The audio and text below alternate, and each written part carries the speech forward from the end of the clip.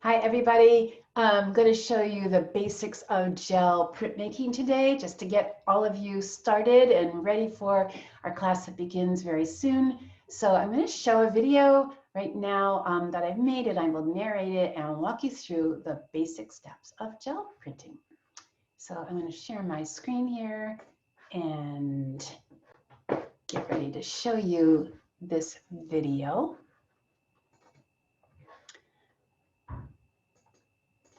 All right. So this video takes you through the basics. And as you can see, I'm using a nice big, one of those folding plastic tables. 6-footer is great because, believe it or not, and as you can see, I've got a lot of stuff on my table already. Printmaking is one of those techniques that just kind of you accumulate things. So the more space you have, the better you can really stretch out and just feel like you can get into it. So there's my gel plate, and I'm using a 4-inch soft rubber brayer. Scissors are a great thing to have.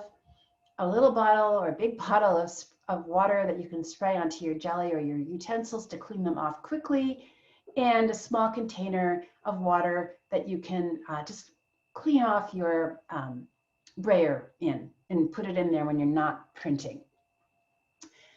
And we also have a roll of paper towels, of course, and a little palette knife comes in handy just to put your paint down onto the gel plate. And we're using, in this case, the Golden Open acrylics. They stay wet 10 times longer than regular heavy body acrylic paint. I love them for this kind of printmaking because the open time gives you lots of time to move your image around, and yet it dries perfectly well, and you can print directly onto your first color right away. And some kind of tape, but in this case it's drafting tape, but I would recommend blue painter's tape because it's cheaper and it is also really easy to take off of your pieces of paper. So I'll be showing you in a second where we're going to be using that. In terms of paper, really any kind of paper works. I'm suggesting that you start with regular old white drawing paper because it's a good weight. It's not too expensive. You can feel free to make a lot of prints without feeling too precious about it, and just have fun with it. And then as you get more experienced, you might want to invest in some better quality paper that really changes how the paint is taking on your piece of paper. So BFK is wonderful, Strathmore paper. And as you can see, it's cut down so that it's a bit bigger than my plate itself. It can be quite a bit bigger, but in this case, we're going to be registering colors, and so you want to be able to have room to put 3, 4 even pieces of paper around and be able to print ghost prints, which is the second and third images from your first print, your first paint roll up. So as you can see, I'm simply hinging my pieces of paper. So such an easy registration mark. And it doesn't have to be perfectly lined up with your gel plate, because you can always mat your prints, and it doesn't matter where the print is on the piece of paper. So don't worry about getting fingerprints on your edges. Don't worry about having it lined up in any kind of a perfect registration. It doesn't need to be. So as you can see, so simple, and it's really works. There is a way to re-register if you put everything away. I will show that to you later on in the class. But for now, we're doing 3 pieces of paper. You could even do a 4th right here. You could attach a piece of paper to the bottom here, but I'm just doing 3 to show you. And I'm going to start with a color. I'm going to start with actually magenta. Any color, you can start with any color at all. But in this case, I'm using a darker color just so you can see the paint a little bit better.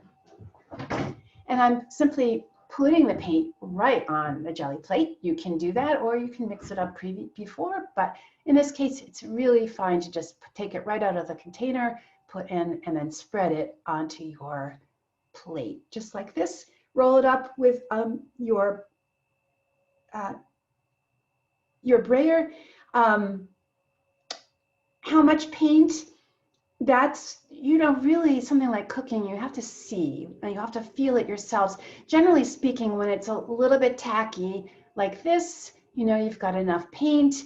If it just is splooching out when you print it, you know, obviously have too much paint. And if it's just not getting a nice deep color, you don't have enough paint. So I would say that it's just a matter of trial and error. Um, Within reason, as you can see, I probably put about a teaspoon of paint down when I got started here.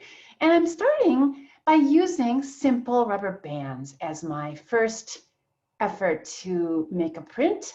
Rubber bands are something that most of us have lying around the house.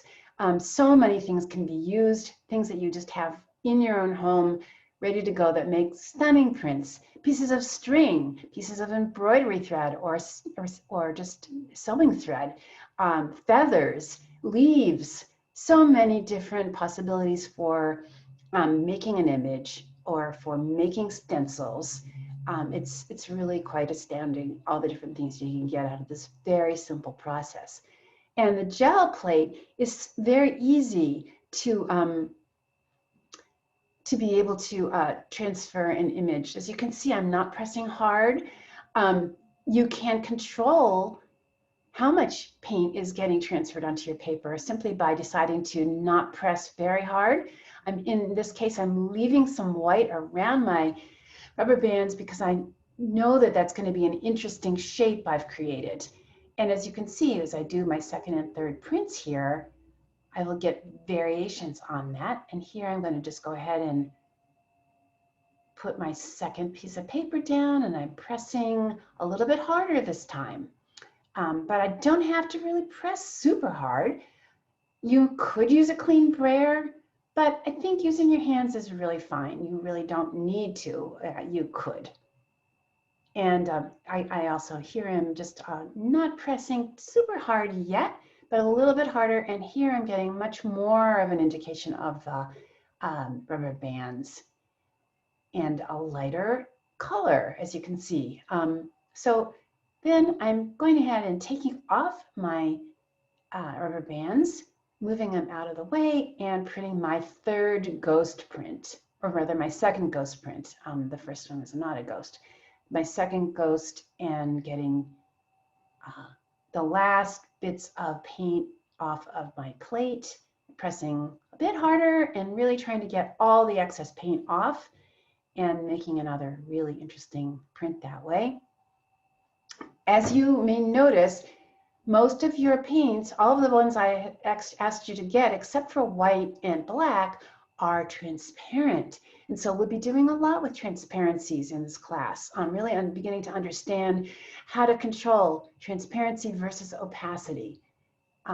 When you add white to your paints, you will make a more opaque color. In other words, a color that will cover what's already down there. So it's really something that you'll be able to play with a lot in your printmaking and be able to understand using the opaque colors to really make a great deal of difference in your printing.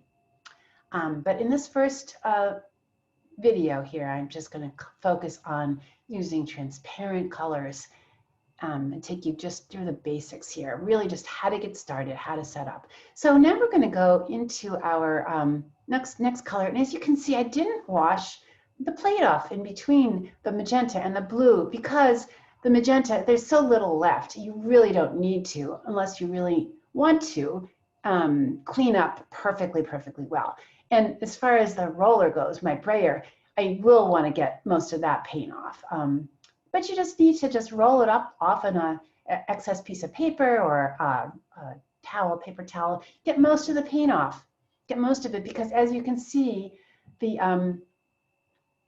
ultramarine blue is way darker and will probably just absorb that magenta in there, and it really doesn't make a big difference. So you can save yourself some extra time by not having to wipe off and wash off perfectly well between colors. It's kind of fun to see what you get when you do mix and match, but as I said, you may want to, in which case it's pretty easy to get off all the excess paint on your roller. And by just spraying your jelly plate with water, you can get rid of the rest that's on there. So here we go with our second color.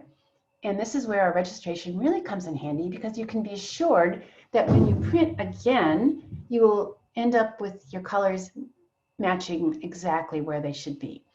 And I'm going to continue to use my same design element. I'm going to use my rubber bands again, but I'm going to just be random about it. They will not overlap. There's just no way that I can possibly do well. There is a way that I can re-register exactly, but well, we'll save that for another time. But here I am just putting them down, and instead of going to my first magenta, which is on the right, I'm going to go to the ghost print, the first ghost, or this actually the second ghost, with my first color, my first print of ultramarine. So it's really fun to mix and match your ghosts and your original print back and forth to get different variations on your theme. And as you can see, I'm making a completely different print with adding that second color. And again, the transparencies allow us to see the colors that came first. It's really quite interesting to see all the variations you can make. So again, I'm lightening up on my pressure so that I get some big shapes, negative shapes there. And I'm going to go ahead and print, keeping my rubber bands on for a second time. Nope, because I'm changing my mind here, changing my mind, taking off the rubber bands, and unlike the first one, letting those rubber bands on the second time, taking them off. It's just a choice, you know. You could keep them on, you could take them off. There's so many varieties. And printing now to get another print. Printing, pressing a little bit harder to get a little bit more paint off onto my image. Look at the difference between the first and second one. Because I started with that heavy color of magenta the first time, that really remains very strong in that print. But you'll see 3 prints completely different from each other.